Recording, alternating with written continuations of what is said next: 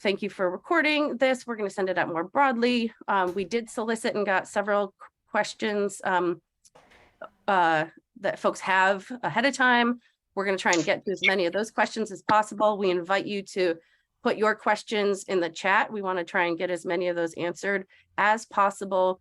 And we will go through a facilitated Q&A after Anne and Claire do a presentation. And we may have time for you to ask your own questions of the department as well.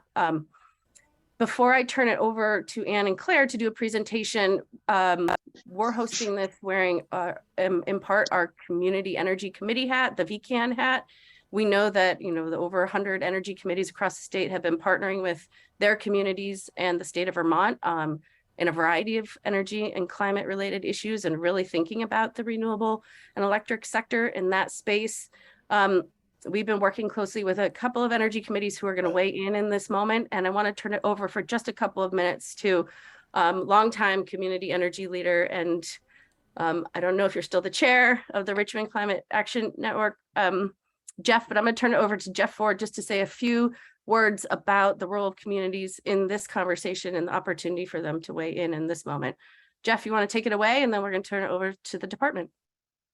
Okay, thank you, Joey. I appreciate that that introduction, and I appreciate that the department is looking for input at this time on process, and looking to us as amongst others to give them some direction relative to process, who should be included in these discussions, how long it should take.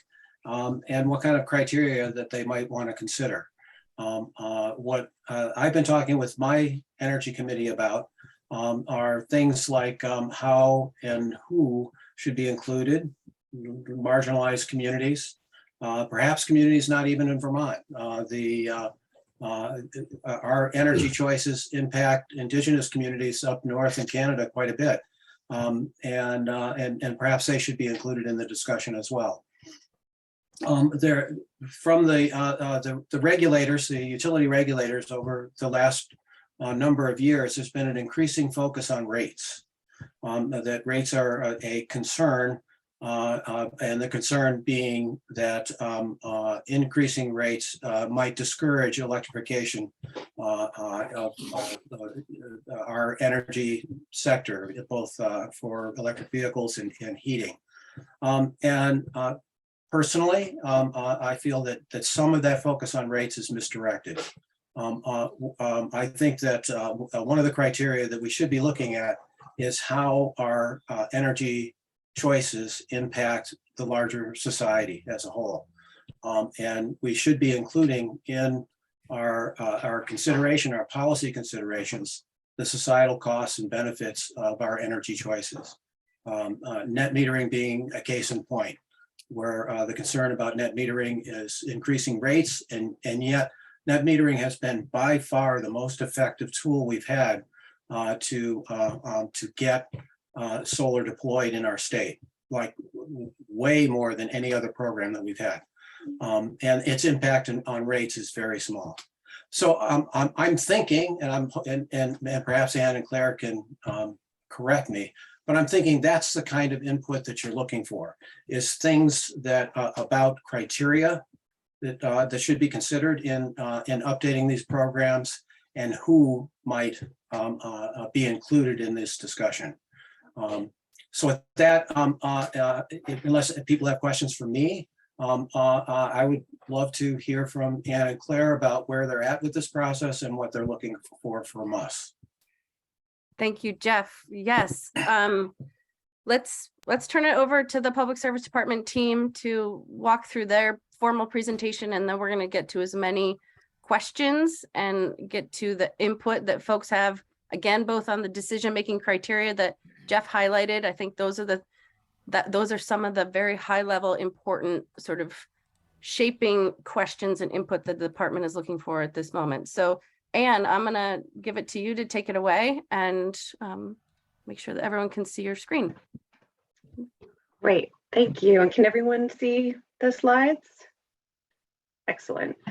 I can only see a few of you over here, so let me know you need me to pause or anything like that. So Claire and I have just put together a few slides here to talk about the RFI that we have recently issued for input. And we'll talk about the questions that we've asked just to kind of orient you to the questions, as well as the timeline in which we're looking for input, which we're actually hoping to give you guys a little bit more time in order to respond from. And you might want to put it in presentation mode. We see all of your slides. Okay, thank you.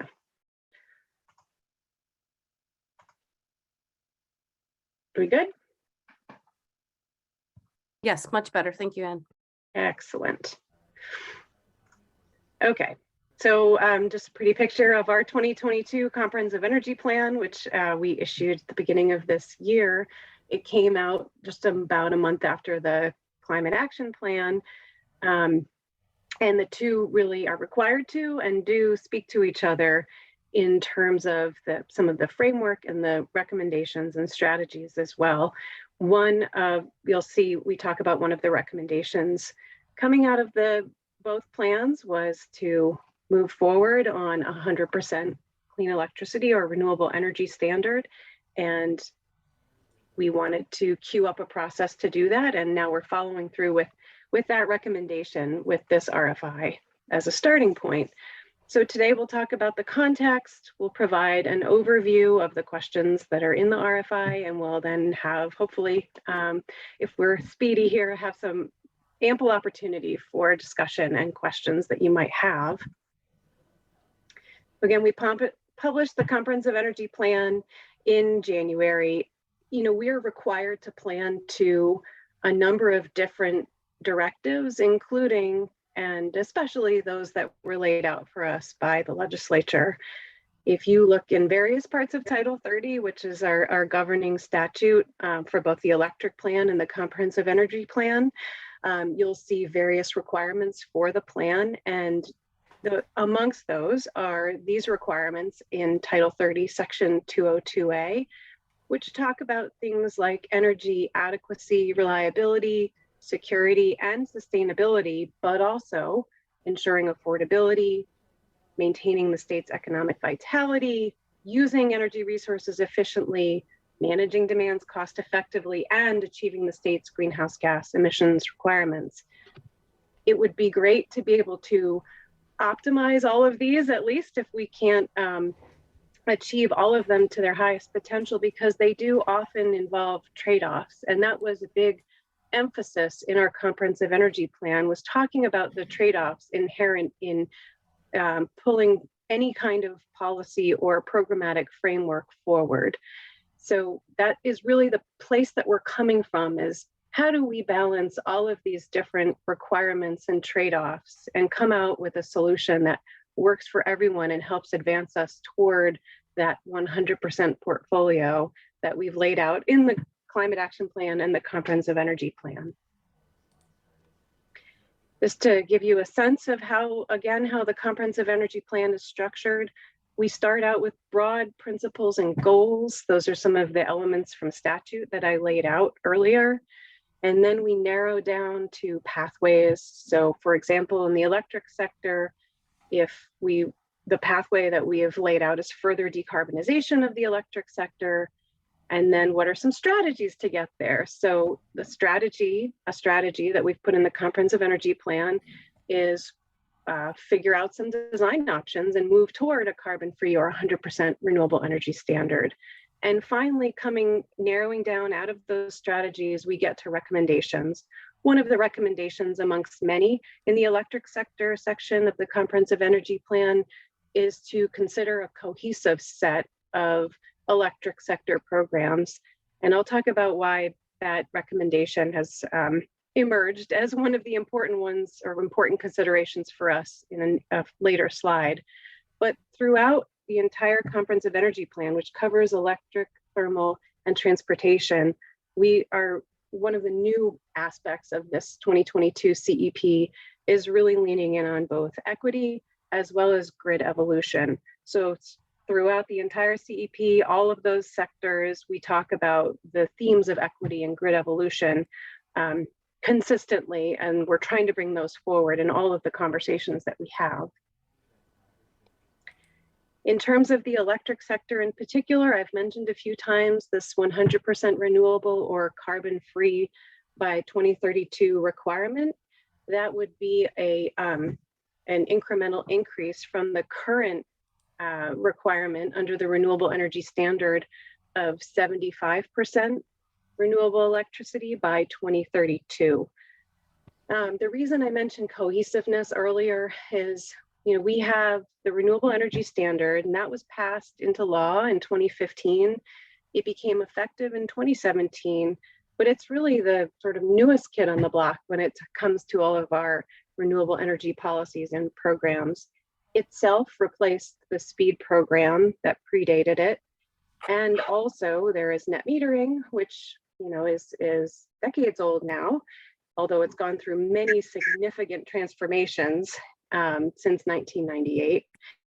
And then we have the standard offer program, which was effective in 2009, expanded in 2012, and now is sort of nearing the statutorily required 127.5 megawatts in that program. All of these programs sort of exist on their own, but also within the framework of the renewable energy standard now. But it's a little bit of an uneasy relationship between all of the programs, and they were never designed to work all together. So we at the department have brought forward the idea of a cohesive set of programs for different sizes, types, scales of renewables, but how can we make all of them work synergistically together without as much friction? As we move toward expanding the renewable energy standard or adopting 100% carbon-free electricity standard, some of the other considerations we've brought to the fore in the CEP are time and locational values, which are becoming increasingly important as we put distributed energy resources of many different types and many different locations. To the extent to which we sort of value existing generation and look to maintain existing renewable generation versus commission new renewable or clean generation, the extent to which we're looking at in versus out of state resources to supply energy to Vermonters when and where they need it, and the different sizes and types of resources. And then I put an et cetera here because one of the things we're asking people to comment on is what are some other considerations we should have at the fore. And here I'm going to actually hand it over to Claire. Thanks, Anne. So coming out of the comprehensive energy plan process, we wanted to open up a process, like Anne mentioned, to review the existing programs that we have and think about how we might cohesively move forward. And in approaching that, we've also, over the last year and a half, been participating in conversations around the climate action plan development process and the comprehensive energy plan, and hearing voices asking for those processes to think about how we can bring a more diverse set of voices to the table and open up the processes in new and innovative ways to make it more easily accessible for folks to participate in the decision making and design of those programs. So thinking about how we wanted to start this process, we wanted to reflect that we were listening to those concerns and thinking about how we can do things a little differently, which culminated in us opening this process with this request for information, which we issued on July 5th, with a goal of taking a step back and actually getting public input on how we should conduct this process to review programs and policies, as well as sort of dip our toes in and begin getting some feedback on, as Joey mentioned, the decision criteria that actually should inform how we consider trade-offs of new options, and then key considerations that we should be considering right from the get-go. And just wanted to highlight that this RFI really represents the first step in this process, one of hopefully many steps, and definitely isn't intended to solicit any final positions at this point. So Anne, if you want to go to the next slide. I'm going to go down to Arlington with them. And go over Just this a reminder, if folks can mute themselves, that would be helpful. So just continue onward. The request for input we issued is divided into 4 large buckets, which we've already mentioned here. We're asking for input on the process itself, decision criteria, and key issues for consideration, among others. So we'll just step through each of those one at a time. So Anne, next slide. So in terms of the first topic, we issued, in addition to the request for information with the questions itself, some supporting documentation where we actually outlined some of our initial thinking on this process. We put forward 2 different timelines for what this review process could look like in terms of a shorter review process that might deliver recommendations for policies, new policy and program revisions earlier versus what we could maybe accomplish in a longer process, which I'll go into in depth in the next slide, but also some considerations about different stakeholder groups that would be important to include in this process, and also different types of engagement opportunities that we might make available to the public. So Anne, if you want to skip to the next slide. So those, at a high level, this visual represents some of that thinking. It doesn't go into the depth that those supporting materials does, but it seeks to illustrate sort of what might be possible in a shorter 7-month timeline versus if we had maybe a 1.5 years to conduct this process. You know, you can see at the beginning of this timeline, we're sort of well on our way. We've developed some initial draft thinking on what a public engagement technical analyses process might look like, have begun to vet this through this request for input that we're talking about today, and then are thinking about what we might be able to accomplish moving forward. So in a shorter timeline, we might be able to have a round of stakeholder forums that really sort of dive right into what are the key issues that we're dealing with today and how might we address them with proposed solutions going forward. And that would seek to deliver some final recommendations in January of 2023 versus in the 18-month timeline shown below, we have a little bit more time, so could focus on some capacity and educational content in the fall, where we're beginning to touch on sort of stakeholder needs related to renewable electricity, but then would only have maybe an interim report in January of 2023, but would offer much more time for in-depth engagement in the spring of next year, potentially with interactive workshops to dive deep into specific topics, do some interactive polling or survey work, and then seek to deliver recommendations in early 2024. So Anne, if you want to move to the next slide. So at a high level, I put the specific questions we asked in the RFI here, just because these slides will be published for reference, but at a high level, we're really asking for reflections on those timelines, sort of what should we prioritize and what we drafted, which timeline provides the adequate time and space to really consider what programs and policies we would like to move forward with in Vermont. What stakeholders should we be engaging with at various stages of this, and even requesting input on specific organizations who may not have previously been at the table but should be, and then sort of what kinds of engagement would you prefer to engage with and why. And next slide. I'll pass it back to Anne for this one. Thanks, Claire. So I would say if we had to prioritize the areas where we'd like focus from stakeholders, you know, we definitely want to hear from folks on the timeline and the stakeholders we should engage. Like, please, if you can focus on just one area, we ask that you focus there. But we also, knowing that some folks may prefer the shorter timeline, we incorporated 2 additional questions on substance into this request for input.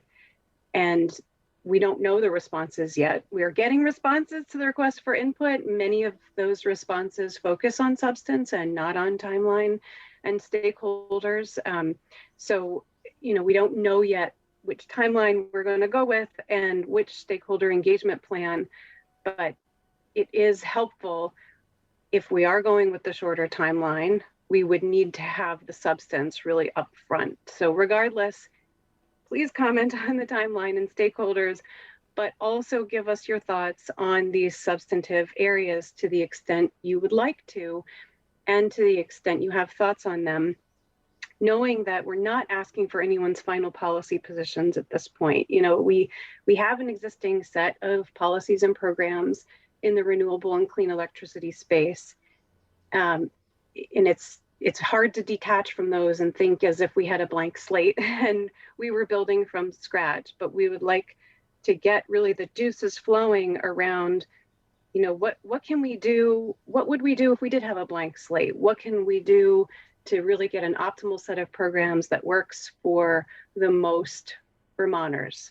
And some of the decision criteria for any type of program, whether it's additive to our existing policies and programs or whether it's brand new, would have to answer to at least the statutory criteria, unless those were to change for some reason. And the statutory criteria I talked about earlier from Title 30, but have laid them out here again. We've got, resource and energy adequacy. Do you have energy supplied to you as a customer to meet your energy demands every hour of the year? Is it secure? Is it a secure energy supply? Do you have enough? Is it cyber secure? Is it secure from climate impacts? And how have we mitigated the vulnerabilities of our grid and our energy supply to the extent we can? And is it reliable? Are we reducing the number of outages? Are the number of outages and the frequency of outages going up or down? We have statistics to measure that, but there's a really proliferating field of how we measure reliability as well. Is it sustainable? Are we reducing our greenhouse gases? There's other aspects to sustainability as well. Folks may want to comment on that. Is it cost effective? Jeff talked about, some of the emphasis on rates. Cost effectiveness can go through a number of different cost benefit tests and include different stakeholders on the cost and benefit side. Is it maintaining the state's economic vitality? Again, different lenses through which to look at that. And of course, greenhouse gas requirements. Are we achieving those? And then there's additional criteria that we'd like input on. We've suggested a few in the Comprehensive Energy Plan. We've suggested evaluating potential program and policy designs for their impacts on equity, for their impacts on the grid, in terms of the uncertainty that might be built into any programmatic structure for any type of stakeholder. Is it going to change within a short time period in ways we don't know? And is it simple to understand? I think there's an argument to be made that some of our programs have become more complicated over time, and that can be challenging to explain to somebody who wants to take advantage of them. And is there some benefit to going with a simpler programmatic structure, or is complexity okay? It just depends on somebody being able to manage that. And then there's a number of different question marks here, which really just reflect what are the criteria that we haven't thought of yet? How would you fill in these boxes for the lenses through which we should evaluate different policy and programs and their designs? And so I won't read them, but these are the questions from the RFI, and feel free to expand beyond these particular questions. But again, just let us know what you think of both additional criteria, the potential criteria that we've laid out, as well as how you would prioritize these criteria and really rank them when you're evaluating a policy or a program, and why.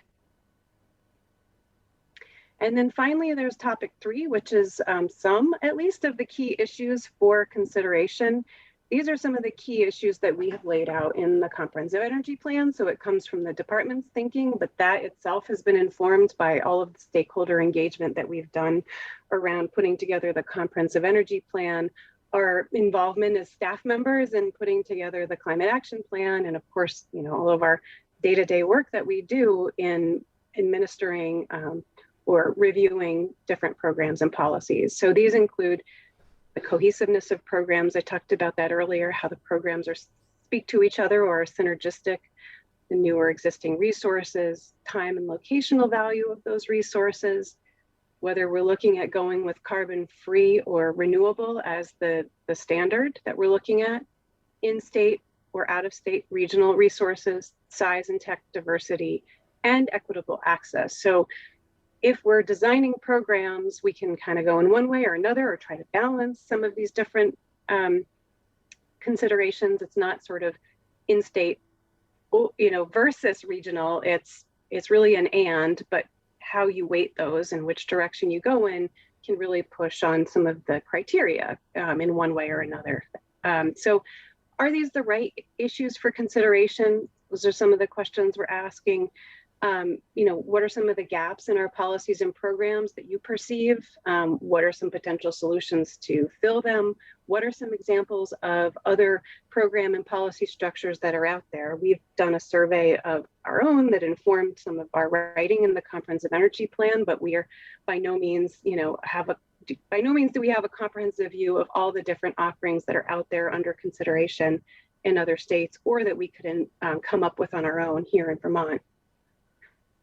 Pass it over to Claire now. And if you just want to move to the next slide. And so we've set out these three sort of topical buckets that we're particularly interested in getting answers to specific questions. But at this point, we're really open to any additional comments or issues for consideration that you think we should be considering right from the get-go that maybe weren't included in this particular request for input. For example, as shown here, like whether or not we should be considering updates to all tiers of the renewable energy standard in this process versus just some of like tier 1 and tier 2, which focus on our overall percentage of renewable electricity and the percentage of that coming from in-state resources. Another example that was highlighted when I talked to the Just Transition Subcommittee of the Climate Council on last week at their meeting was related to the first topic on how to reach specific stakeholders, potentially how we might best reach those stakeholders who haven't historically been at the table, some with new methods of engagement. So while we have the specific questions, we also would welcome any additional feedback that you think we should be considering as we really design this process and move forward. So next slide. So in terms of the next steps, we initially had a deadline for responses of August 5th, but we've decided to extend that deadline to August 15th to allow for greater circulation of the request and also greater response time. Responses to come in. There's a couple different ways that you can respond, which the first two were circulated with the original request. We have an email address set up that's linked here, or would welcome physical mail. And we're also in the process responding to initial feedback that we've received and setting up an online web form, which we'll be able to access at the link provided here. We hope it will be live next Monday or Tuesday. And this will just provide an additional way for folks to provide input, potentially a little more accessible. And if you go to the next slide, Anne. And then in terms of what we're going to do after we receive the responses, we've been reviewing them as they come in just to get a sense for folks' opinions. We'll be summarizing them once we have all the responses by the deadline and making a summary of that input publicly available for review.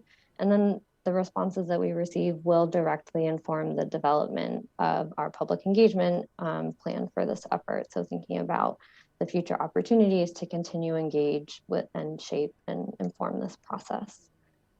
So I believe that's our last slide.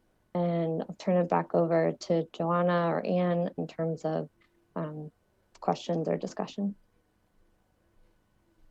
So I think I'll stop sharing here, and we're happy to take questions unless anyone would like to us to revisit any of the slides before I take them down. And do you want to go back a couple of slides to like the criteria? Yeah, the criteria. I don't know if people have some thoughts here, but one of the questions I would have is it may be helpful for folks to know the definitions of how you are thinking about some of those things. Like just maybe you're going to do that in your survey, but you kind of went through it in this presentation, which was very helpful. What does adequacy mean? So that when people are giving you input, we have as much context around what that means. For example, on equity, does that mean equitable access? Does that mean like cost effectiveness and equity, so that we're considering the cost? I don't know. I just would be helpful maybe to understand better a little bit the definitions. And you kind of spoke to that, but it may be helpful in writing if you're seeking input on a form. Yeah, that's a great point. To some extent, there's a little bit of direction from statute, and then we've we go into some depth, I think, in the comprehensive energy plan, but there's also, a little bit of eye of the beholder for some, I think, of these criteria. I've talked about there being two sides to the coin for some of these criteria, but others, there really are very kind of strict metrics by which they're measured through a formal regulatory regime like reliability. But sustainability, you might have, I think it's kind of historically been interpreted in a few different ways, partially in terms of renewability, or partially in terms of meeting greenhouse gas objectives, or now requirements, or driving down greenhouse gas use. But it could also take sort of a siting. People could look at it through a siting lens. Is the way that resources are being cited environmentally sustainable? So some people might look at that from where resources are being cited. Are they using areas that could be better used for natural processes, for instance, or again, in terms of the types of technologies being deployed. If you're looking at rare earth minerals, we talk about this a little bit in the comprehensive energy plan. Are we looking at mining of lithium and other rare earth minerals that doesn't happen in Vermont, or necessarily for the devices we use, maybe in the US, maybe it happens in other countries? Is that sustainable? So I guess my point is, we can lay out some definitions and context, I think, around these. And I don't know if that will happen in time for, responses to this RFI, but I think it would be helpful to hear from folks on, what do you think when you see this word? Have we not thought of a specific interpretation of one of these criteria, and bring that to our attention? But I think as we dig into all of the additional engagement that we want to do, and Claire spoke to kind of the longer time frame where we could do more interactive types of discussions. I think those are some of the types of materials that we could put out there, is pointing out in statute or in the CEP or in rules, or here's what some of these terms mean to us. Have we got it wrong? What would you add to it? Is that helpful? Yes. Yeah. And just, sorry, echo, we're going to capture the chat, and you will consider that as input as well. That was one of the, okay. Yes, we're taking notes, and all of this is going into our collection of input that we're receiving, but we'd like folks to follow up with comments if they could. And I don't know if Claire, do you want to add anything to, I don't know if the equity one in particular, I think Claire's been doing a lot of work in this space, so just want to give her a chance to. Sorry, trying to unmute. I don't know how much I have to add. I mean, to your point, and we lay out some specific dimensions of equity and how we think about that in the comprehensive energy plan. I think, increasing procedural equity through how we do processes differently through this is, this is one step towards working towards that, and equitable access to renewables or participation in the renewable electricity system. But I like the suggestion that maybe we could put together even just a one-page high-level idea of how we would define these, and maybe try and get that posted in the next week or so as a reference for folks. That's great. Well, there are a lot of questions in the chat. I don't know if there are some, Anne and Claire, that would be easy for you just to give a quick review. And there's a lot of input, again, which we will capture and share with you all. I guess, if you want to sort of start there, I can ask them, and then if we can get to a couple of questions that folks have, we can cover as much ground as possible. Do you want to speak to one of the first questions, how the Public Service Department includes social cost of carbon in their analysis and decision making, and or to speak to how you do it now? Because I think some of these comments and questions speak to valuing other things. I don't know if that's something you could speak to, Anne and Claire.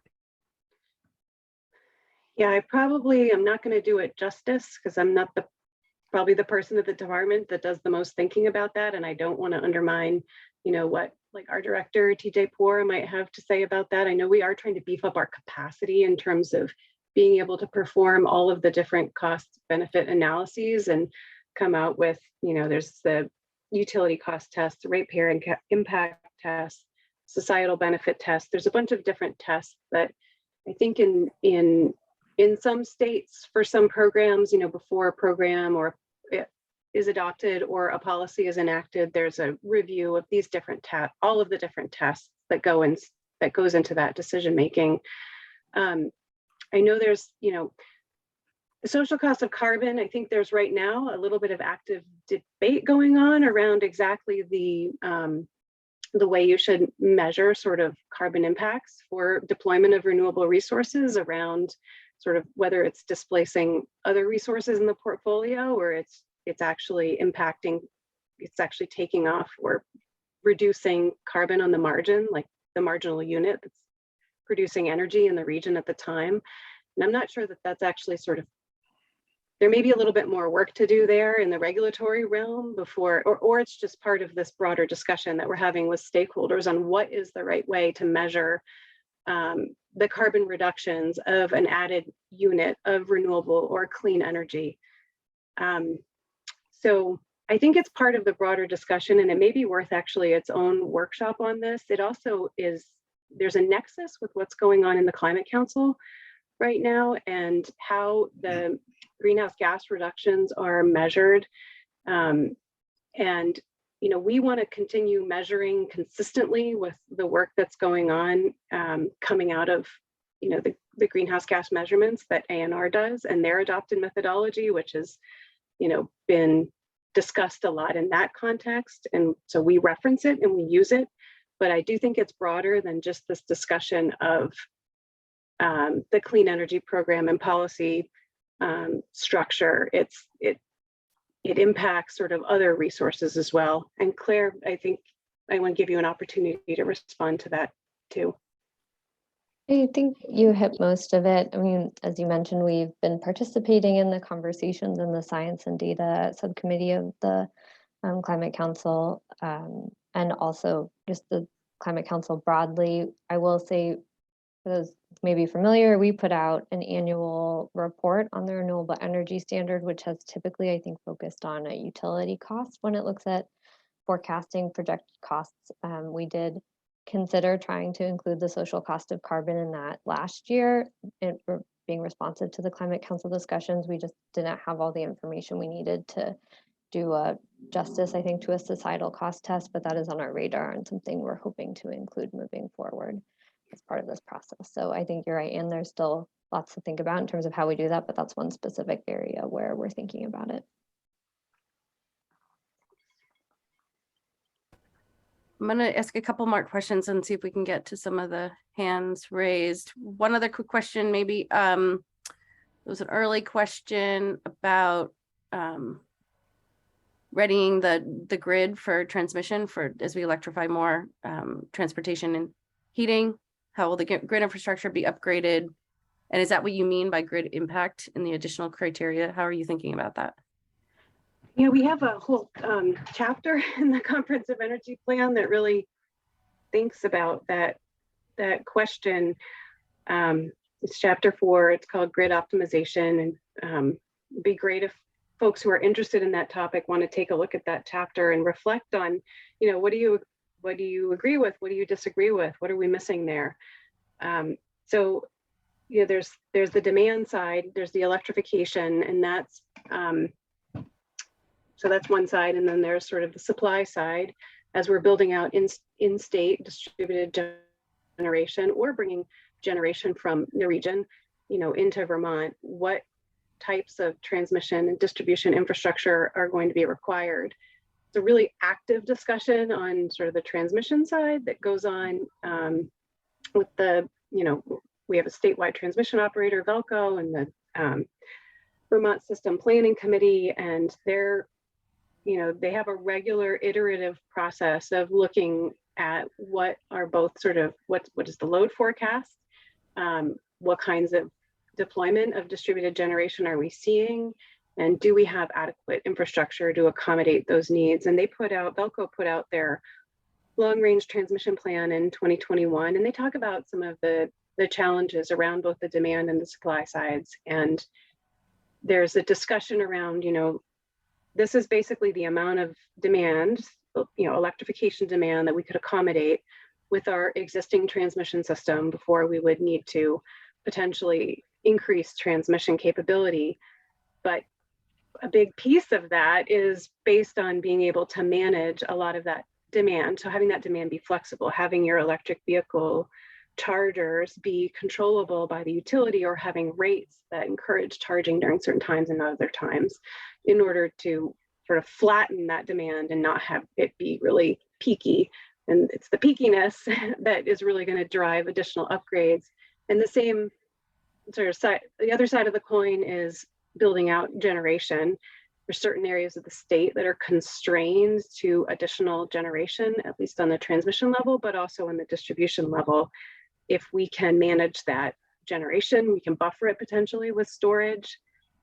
We can also sort of try to align it with demand, align the supply with demand, demand with supply to the extent possible. Really, the future we're looking at in the comprehensive energy plan is one where you're able to kind of see what's going on at the ends of your distribution system and control it to some extent to avoid building out transmission, because transmission is expensive.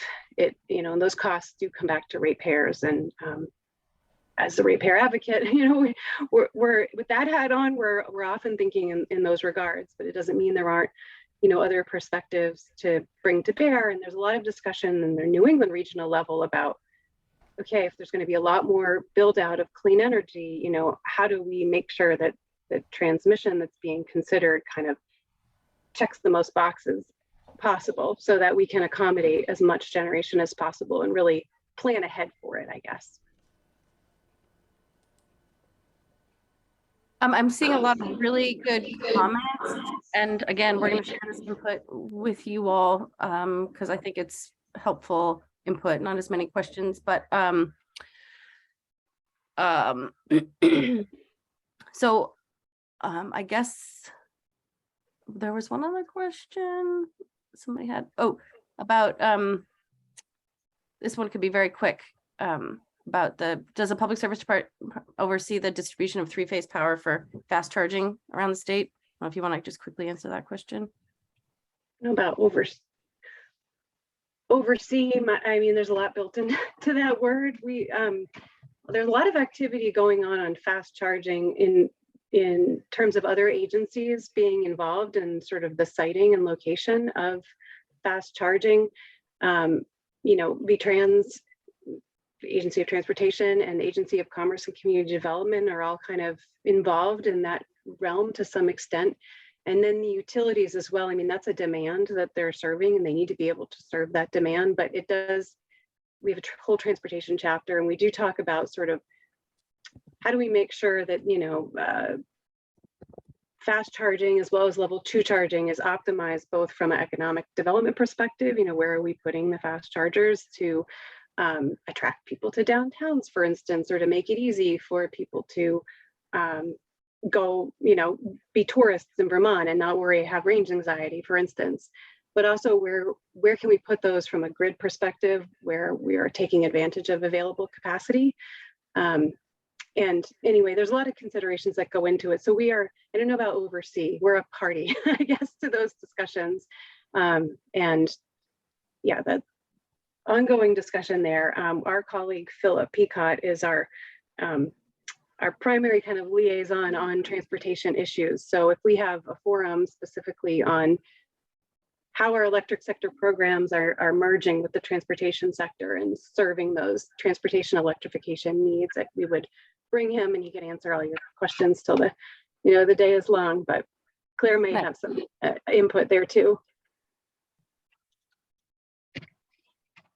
No, I don't have any input. Thanks. Well, I'm going to get to just a couple more questions and then maybe we can get to the hands raised. The role of conservation as a potential criteria, or how does that weigh in currently, or how could it? It's a good question. I guess I'd like to hear more about the thoughts. You know, there's in the Section 248 citing process, there are a number of environmental criteria that are pulled over from Act 250. And I don't know, I can't recall if the word conservation is in there or how it's interpreted, but the themes are there in those criteria. So it could be from a citing perspective, citing of generation and transmission, or I'm not sure, but I hope whoever has written that would like, you know, to flesh it out more or send comments on that. I think that could fit under sustainability, but maybe it should be its own separate criterion. Yep. Okay. That's great. People should weigh in with specific thoughts on how it could or should be a criterion. I think that would be helpful. We got a couple of pre-submitted questions that relate to the sort of research that the department is either already undertaking, looking at what other states are doing in this arena, or, you know, sort of, are there models out there or different approaches or different buckets of research that the department is leaning into or expects to undertake to inform this effort? And if you don't mind, Claire, I'll turn that over to you. I know you've done a lot of work already here. Sure. Yeah, I would say we're always looking to other states and participate in a number of different forums that include information exchange between states in terms of how they're thinking about these issues. We did a lot of research on that leading up to the Comprehensive Energy Plan, particularly in the electric sector workshop that we held probably about a year ago. At this point, we had Massachusetts come in and talk in depth about the programs they're pursuing. You know, we definitely look to our New England partners, given that we all participate in the regional grid together, but are certainly looking across the country. In terms of specific areas, we are working with CESA, Clean Energy States Alliance, to do some research specifically into equity measures and how other states are embedding them within their 100% renewable and clean energy standards and supporting programs. So we hope that that will be really helpful resource as we seek to embed that throughout this process. And of course, you know, as issues come up through this RFI and additional engagement, we'll continue to supplement that with research on what other states are doing this in arena. There's no reason to reinvent the wheel if there's other good approaches out there. So great. Anne and Claire, do you want to just put up your last slide or just drop your emails? If what's the most effective way? Again, we're going to save the chat. We'll share this information. We'll share the input. You're going to come up with a survey or some other sort of input form. But if people have further thoughts or longer messages that they want to share with you, is there an email or other means of communication that would be efficient for you all? I think Anne's probably working to put up that slide. We do have an email address specific to this effort, PSD RE, Renewable Energy RE programs at vermont.gov. And I'm also happy to drop my email in the chat if folks have specific questions that they'd like to talk through. And yeah, also physical mail, and we'll hopefully have a web form on live early next week. Can you see the slide? Just making sure. Okay. Yeah. Yes. Thank you. And I also, just while I'm unmuted, I've seen quite a number of comments on, been not fully monitoring the chat, but a lot of comments on the equity impacts and how we might consider that criteria. I don't think I mentioned it. I don't know if it was in the timeline, but in the supporting materials with the RFI, we do mention that in addition to like the technical analyses we will be doing an equity impact analysis for these efforts using both some of the tools that exist for state agencies and also referencing some of the materials that came out of the Climate Council. So just wanted to make sure we mentioned that that will be a part of this process as well. That's great.